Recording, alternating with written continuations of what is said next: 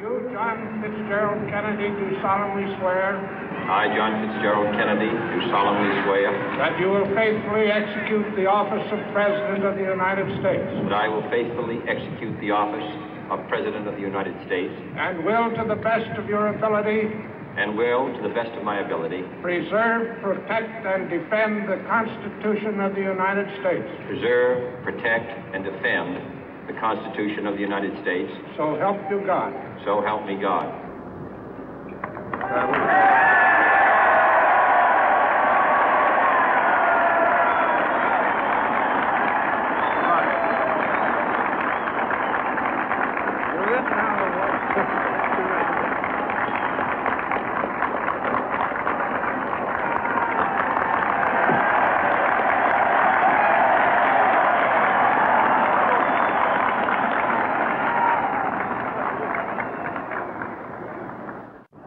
Vice President Johnson, Mr. Speaker, Mr. Chief Justice, President Eisenhower, Vice President Nixon, President Truman, Reverend clergy, fellow citizens.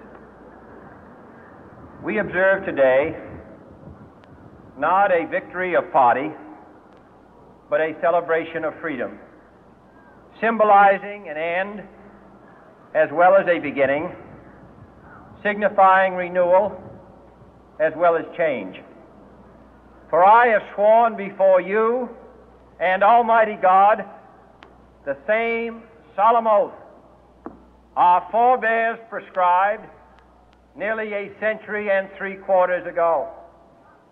The world is very different now, for man holds in his mortal hands the power to abolish all forms of human poverty and all forms of human life.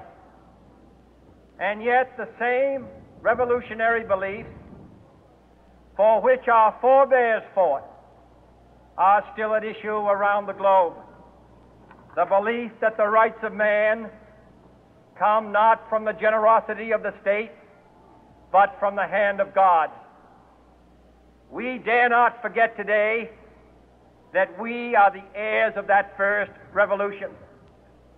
Let the word go forth from this time and place to friend and foe alike that the torch has been passed to a new generation of Americans born in this century, tempered by war, disciplined by a hard and bitter peace, proud of our ancient heritage, and unwilling to witness or permit the slow undoing of those human rights to which this nation has always been committed and to which we are committed today at home and around the world.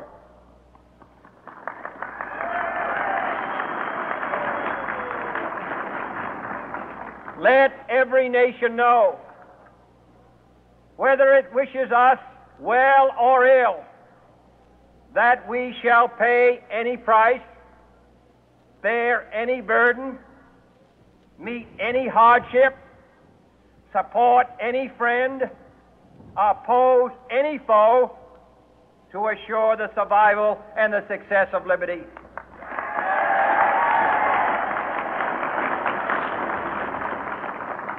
This much we pledge and more. To those old allies whose cultural and spiritual origins we share, we pledge the loyalty of faithful friends. United, there is little we cannot do in a host of cooperative ventures. Divided, there is little we can do, for we dare not meet a powerful challenge at odds and split asunder. To those new states whom we welcome to the ranks of the free, we pledge our word that one form of colonial control shall not have passed away merely to be replaced by a far more iron tyranny. We shall not always expect to find them supporting our view, but we shall always hope to find them strongly supporting their own freedom, and to remember that in the past, those who foolishly sought power by riding the back of the tiger ended up inside.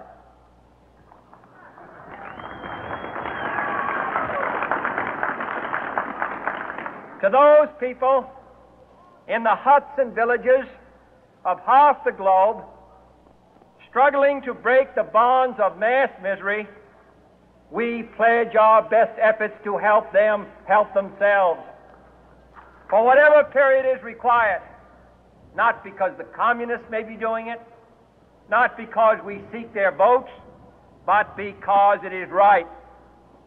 If a free society cannot help the many who are poor, it cannot save the few who are rich.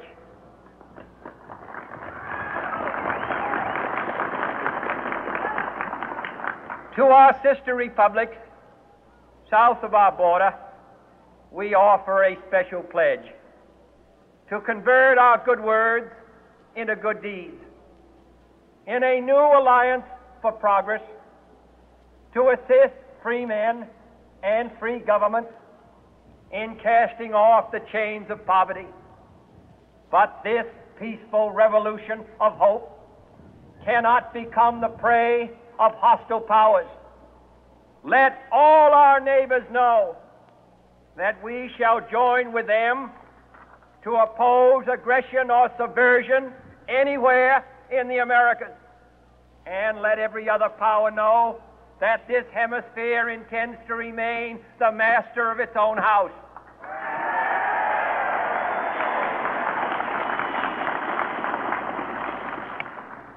To that World Assembly of Sovereign States, the United Nations, our last best hope, in an age where the instruments of war have far outpaced the instruments of peace, we renew our pledge of support to prevent it from becoming merely a forum for invective, to strengthen its shield of the new and the weak, and to enlarge the area in which its writ may run. Finally, to those nations who would make themselves our adversary, we offer not a pledge, but a request that both sides begin anew the quest for peace.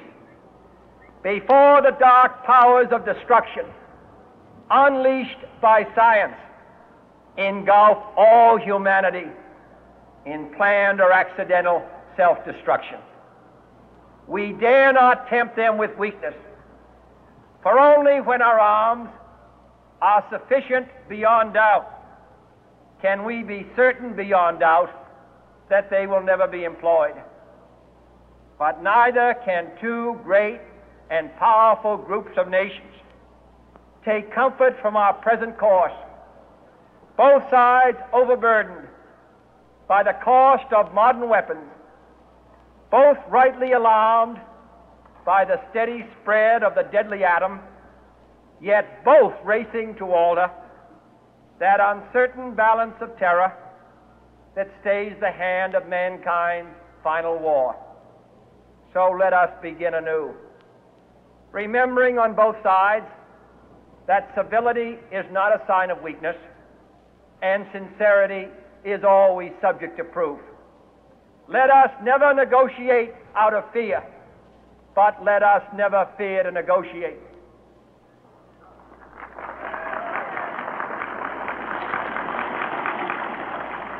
Let both sides explore what problems unite us, instead of belaboring those problems which divide us.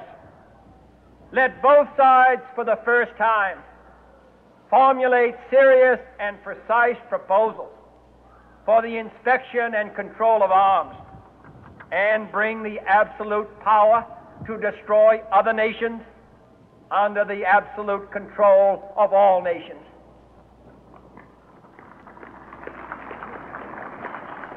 Let both sides seek to invoke the wonders of science instead of its terrors. Together, let us explore the stars, conquer the deserts, eradicate disease, tap the ocean depth, and encourage the arts and commerce. Let both sides unite to heed in all corners of the earth the command of Isaiah to undo the heavy burden and let the oppressed go free. And if a beachhead of cooperation may push back the jungle of suspicion, let both sides join in creating a new endeavor, not a new balance of power, but a new world of law, where the strong are just and the weak secure and the peace preserved.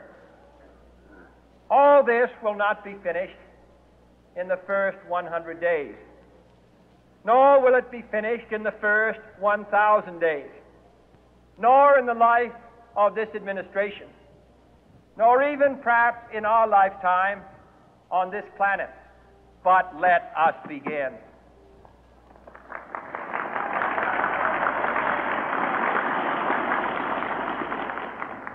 In your hands, my fellow citizens, more than mine, will rest the final success or failure of our course.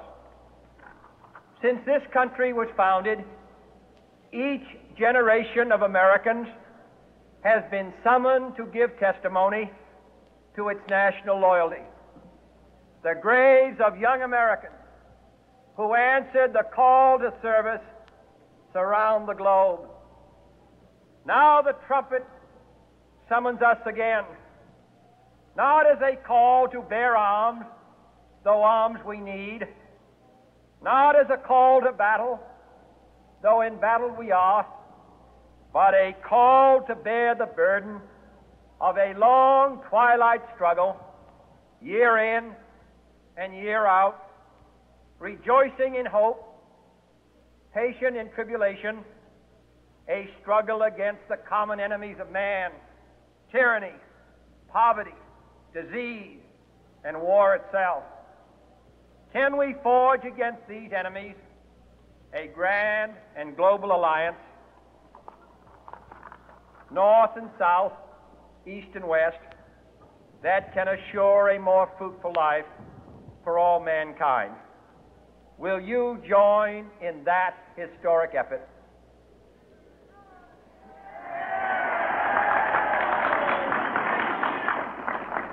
In the long history of the world, only a few generations have been granted the role of defending freedom in its hour of maximum danger. I do not shrink from this responsibility. I welcome it.